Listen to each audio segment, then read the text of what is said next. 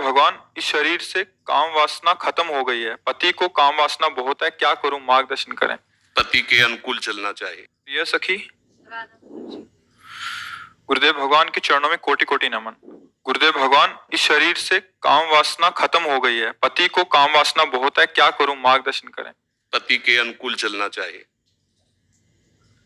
जब दो पाणी ग्रहण करते हैं पति और पत्नी, तो एक दूसरे को सहयोग करके मित्र भाव से चलाना चाहिए। हमें अपनी रुचि दूसरे पर नहीं थोपनी चाहिए, बात ध्यान रखना चाहिए। हम दोनों एक मार्ग के साथी हैं, तो हमको चाहिए कि हमें अपनी रुचि उसके अनुकूल करनी चाहिए, उसको चाहिए कि हम अपनी रुचि को एक दूसरे के अनुकूल कर ले।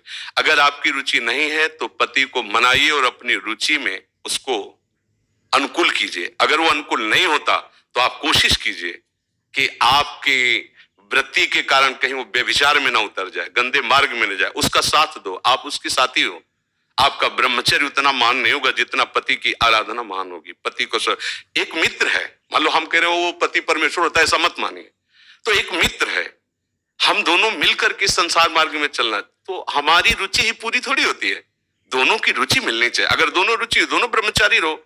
अगर एक की रुचि नहीं तो दूसरे को सपोर्ट करना चाहिए कि कहीं वो लड़खड़ा के गिर न जाए, उसका मार्ग न भ्रष्ट हो जाए। हम ये देखते हैं कि 4 दिन बाद पति पत्नी ऐसे तलाक, ये क्या है क्या?